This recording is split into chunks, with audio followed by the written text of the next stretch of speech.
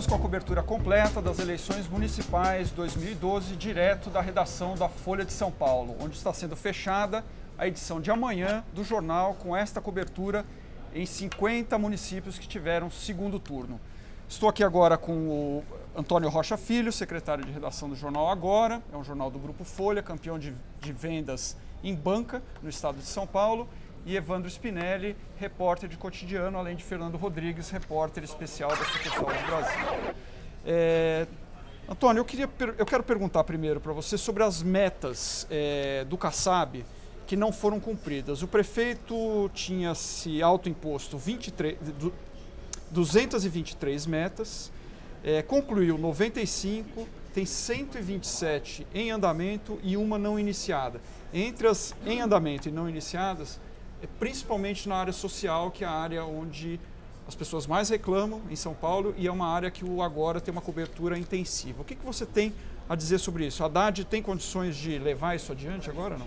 Então, nesses 4 anos de administração Kassab, tem os anos anteriores ali que vinha com o Serra, teve aí alguns avanços que a gente tem que conhecer. O número de unidades de saúde na cidade aumentou, eram 500 e pouco, hoje são quase 1.000. Mas muita carência ainda no atendimento à população. Então há muito problema ali com unidades, falando de unidade de saúde, da parte de saúde. Pessoas que esperam 3 meses para marcar uma consulta com um clínico geral. Se o procedimento é mais complicado, se é uma especialidade mais, enfim, complicada, menos simples, você demora aí até 2 anos para conseguir arrumar uma consulta. Atendimento, fila, o cara tem que chegar de madrugada para marcar consulta, vai marcar para lá para frente. Essas metas do Kassab, uma das principais, uma das mais citadas desde o começo, era a construção de 3 hospitais. Isso não saiu do papel, ficou no zero. Então, é uma coisa que aparece muito para a gente lá, essa carência no atendimento de saúde. A questão das creches também, educação municipal, sob responsabilidade da prefeitura, aparece também com muita frequência para a gente lá, a meta do Kassab de zerar o número de crianças na fila, sem creche, que era de 57 mil em 2008, hoje são 145 mil na fila. E a meta ficou para 2020? Para 2020, agora eles dizem que não dá mais, fica para 2020. É uma situação realmente complicada, não vai conseguir resolver. Os próprios especialistas dizem que isso não resolve numa gestão de 4 anos, é um projeto que exige investimento pesado durante muito tempo. Então o próprio secretário de Educação do Kassab jogou essa meta para 2020. E temos também a questão do transporte, que é outra questão que afeta o dia a dia da população de uma maneira muito forte. O cara tem que pegar o ônibus lotado, não vem ônibus na hora, pega cheio, o cara tem que chegar de madrugada no ponto para ficar 2 horas na condução, apertado, enfrenta trânsito, porque o trânsito não afeta apenas quem está dirigindo o carro e pegando congestionamento. Claro. O cara que está no ônibus também enfrenta ali o problema do trânsito.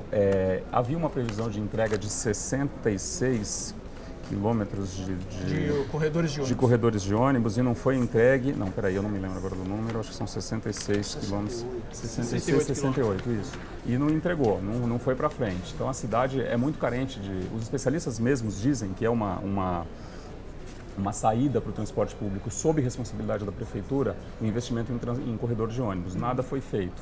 Os que têm estão em condição complicada também. Houve um progressivo abandono aí nos últimos 8 anos dos corredores de ônibus. Então, tem muitos que você está largado mesmo. A gente já chegou a fazer reportagem que mostrava animal morto na beira do ponto do corredor de ônibus. Muitos não têm área de ultrapassagem, então tem o corredor de ônibus, mas quando chega no ponto, para o ônibus, o outro não pode passar, para o trânsito. Quebrado. Quer dizer, você precisaria aumentar a velocidade. Então, além de você construir mais corredores de ônibus, ampliar essa malha, é necessário também melhorar a que está aí, porque senão acho que não chega em lugar nenhum. O pessoal vai continuar enfrentando essa dificuldade para ir para o trabalho, para estudar, enfim, para se locomover. Para o prefeito cumprir metas, etc., precisa de um secretariado. Quem vai ser o secretariado do Fernando Haddad? Especulou-se aí nos últimos dias que as áreas de saúde, educação, desenvolvimento urbano e finanças seriam cargos que ele determinaria, não seriam cargos de indicação política dos partidos aliados. Você tem alguma especulação em relação a isso? Por enquanto são especulações mesmo. Os próprios partidos aliados, o próprio PT fez um pacto de não discutir isso porque eles tinham medo de desmobilizar a campanha e tudo mais. Mas de fato tem. Mesmo, por exemplo, nessa área que é indicação dele, por exemplo, desenvolvimento urbano, um nome forte é do Nabil Bonduki, vereador eleito, que foi o relator do plano diretor na gestão Marta, estava no Ministério das Cidades, saiu para ser candidato. E ele vai estar com a gente aqui logo mais. Perguntar para ele. Exato. E ele vai falar que tinha pacto de não falar sobre esse assunto. Mas o Nabil é o nome, e é próximo do prefeito virtualmente eleito, Fernando Haddad. Na saúde também é uma área, indicação dele, mas o Carlos Neder é um nome que se fala muito forte. E o Carlos Neder, inclusive, é contra as OS, as organizações sociais, que administram boa parte da rede de atenção básica da cidade. Se a indicação for por aí, já se sabe que vai haver este caminho. Mas a mulher do Haddad, a Anistela, também é ligada à área de saúde, então também pode ter uma discussão por aí. Agora, transportes, fala-se muito da volta daquele grupo de Gilmar Tato, deputado federal, e Carlos Zaratini, deputado federal, que administraram na gestão Marta.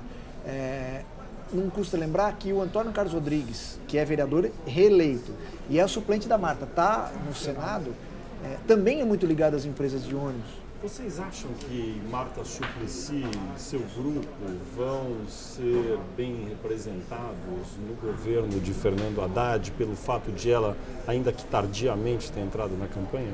Bem representados, eu não sei. Eu acredito que esse grupo vai estar representado. Algum nome é possível para aparecer lá. Esses nomes que o Evandro citou, acho que são nomes, né? São do grupo dela. Bastante Zaratini. possível. Zaratini, Gilmar Tato, é possível, sim. João Antônio, deputado estadual. Mas ela sai um pouco, não sei se diminuída, mas ela sai um pouco arranhada desse processo, não sai, a Marta Suplicy? Sai porque, na boca do povo, diz que ela vendeu apoio ao Haddad para virar ministro, em troca do ministério. Então se fala muito isso. E, por exemplo, Gilmar Tato era pré-candidato a prefeito. Isso. Ele é muito ligado à Marta. Ele abriu mão, mas foi usado no final da campanha pelo Serra, na campanha do Serra, foi usado muito o nome dele, justamente nessa questão das organizações sociais, porque na pré-campanha ele defendia o fim das organizações sociais. Então eu acho que... Mas de qualquer maneira esses nomes são nomes possíveis. Embora não dá para apostar. Eu não apostaria todo o meu dinheiro nisso aqui, não. E por falar em petistas, nós vamos exibir um vídeo de uma confusão que houve no momento em que José Genuíno, condenado no julgamento do Mensalão, foi votar hoje aqui em São Paulo.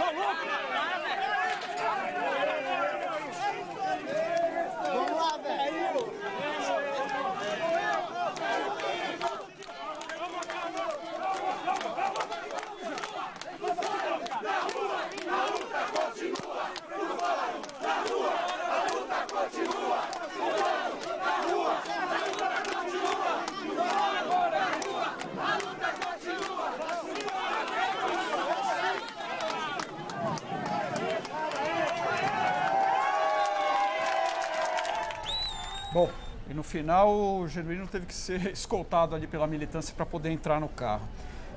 Voltando aqui à nossa discussão, quero falar um pouco sobre Câmara dos Vereadores. A Câmara já foi eleita aí no primeiro turno, na votação do dia 7. E, Spinelli, o PT entra com maioria, não? O PT elegeu, o grupo do Haddad no primeiro turno elegeu 16 vereadores, PT, PSB, PCdoB e PP. Mas ele vai ter maioria no primeiro dia de governo. Olha com os números na tela. Então, porque logo de cara, ele trouxe no segundo turno o apoio do PMDB e do PHS. Então são mais 5 vereadores, já vai para 21. E ele vai ter imediatamente o apoio do PSD, do prefeito Kassab, que está muito próximo da presidente Dilma. Então, a tendência é que ele tenha maioria, e aí traz o PR do suplente da Marta Suplicy, Antônio Carlos Rodrigues, pelo menos parte do PR. O PPS, embora seja oposição, dificilmente vai fazer uma oposição mesmo acirrada por conta dos vereadores que se elegeram. O PRB deve vir do Russomano, deve vir também, mais 2 vereadores. Então, oposição mesmo ele vai ter de 2 partidos, do PSDB, que elegeu 10 vereadores, e do PSOL. São 9 do PSDB. 9 do PSDB e 1 do PSOL. São 10 vereadores. Essa oposição ao Haddad. Maioria garantida e o resto ele negocia a parte. Mas com o PSOL e com o PSDB não vai ter acordo. Então ele vai ter 45 dos 55 vereadores com tranquilidade.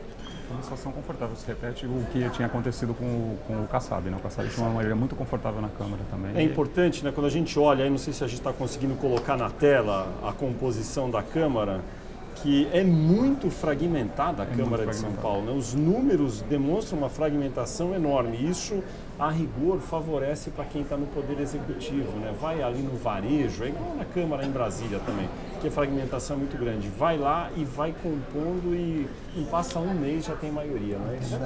Não, ele não vai passar um dia. Amanhã ele tem maioria, com certeza. 28 garantidos, porque são 21 vereadores que já estão com ele e os 7 do PSD. Do PSD do Kassab. Do Kassab. Então já deu 28 e já elege o presidente da Câmara. Não tem a menor dúvida. Agora, aí ele vai provavelmente trazer o PV ou parte do PV, vai trazer o PR, vai trazer provavelmente o PPS, o PRB em alguma negociação. São 2 pastores da Igreja Universal, que são os vereadores do PRB. Vai trazer, ele vai ter maioria. Quem que vai ficar na oposição aí? PSDB? PSDB PSOL.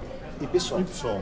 Só. Ou seja, 10 vereadores. Talvez o PPS, talvez o DEM, mas com acordos pontuais. Mas ainda assim, uma maioria muito folgada, né?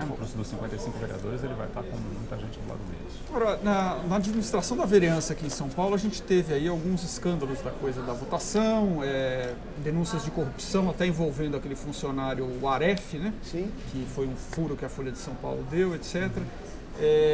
Os vereadores em São Paulo, eles são operantes? Qual é a avaliação que vocês fazem sobre isso? Ou é só nome de rua, projetos que não têm interesse algum de fato para a população? Quando você faz reportagens mostrando assim balanço de atuação, normalmente são coisas com menos importância. Eles estão ali, quando faz balanço, projeto de nome de rua, homenagens, então vamos dizer assim, é um trabalho que a gente acaba tendo, vamos dizer assim, até uma certa dúvida da atuação mesmo, da importância de projetos importantes que eles possam eventualmente ter apresentado e ter aprovado na Câmara. Eu acho que está mais numa linha de negociação de apoio e divisão da administração pública com os partidos que estão representados na Câmara, mesmo historicamente tendo mudado um pouco, há muita indicação em subprefeituras, vereadores que estão ligados a determinadas regiões da cidade, então eu acho que está mais voltado para esse sentido do que para a aprovação de projetos de real interesse ali da população.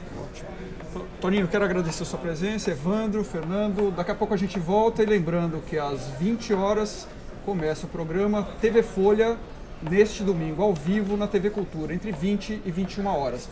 Agora vocês ficam com mais um VT sobre o DNA paulistano, dessa vez a Zona Oeste. Existe um motoqueiro que faz a ronda de moto, existem os guardas da rua, mas mesmo assim eu ando com a lanterna para iluminar, porque além da iluminação ser fraca, existe realmente essa paranoia infiltrada no paulistano. Esse é o DNA paulistano, dessa vez a gente vai falar sobre a Zona Oeste. O que aparece na pesquisa Datafolha é que o índice de satisfação com a Zona Oeste caiu de 2008 para 2012. A pesquisa mostra uma piora na percepção de segurança. Infelizmente, o fenômeno da violência é um fenômeno que está assolando talvez toda a cidade de São Paulo. A criminalidade está andando mais rápido do que a sociedade no sentido de se organizar para combater essa criminalidade. E a Zona Oeste é uma zona que sofreu muito com arrastões a restaurantes e prédios recentemente. Para a gente ter uma ideia, né? Só contados deste ano até junho, arrastões a restaurantes, de 24 que aconteceram, 10 foram na região da Zona Oeste. Dos arrastões a condomínios, de 17 que aconteceram, 8 foram na Zona Oeste. Mas a pesquisa também mostra que não houve aumento da violência, do número de pessoas vitimizadas nessa região. A segurança depende diretamente de iluminação. A gente tem uma praça aqui do lado que dá medo de passar a noite. Uma outra coisa que aparece bastante forte é a questão do calçamento. Curioso é que exatamente nos distritos da área mais nobre, vamos dizer assim, Itaim Bibi, Jardim Paulista e Pinheiros, onde houve o maior crescimento dessa reclamação de calçamento. Agora, Mauro, a Zona Oeste é uma das regiões melhor avaliadas na pesquisa. É a região de maiores notas, ou seja, são os melhores bairros de São Paulo, segundo os próprios moradores, mas vem apresentando piora, também segundo esses moradores. Outro problema da Zona Oeste é a questão da preocupação com os escoamentos da água, mais precisamente com as enchentes. O melhor exemplo, eu acho que é a Vila Leopoldina. A Avenida Mofarrege, por exemplo, é uma avenida que, embora ali seja uma região de empresas, o entorno tem muitos prédios. E essa preocupação aumentou não só na Vila Leopoldina, como em outros bairros, como Perdizes, é um bairro histórico na questão das enchentes, então as notas caíram.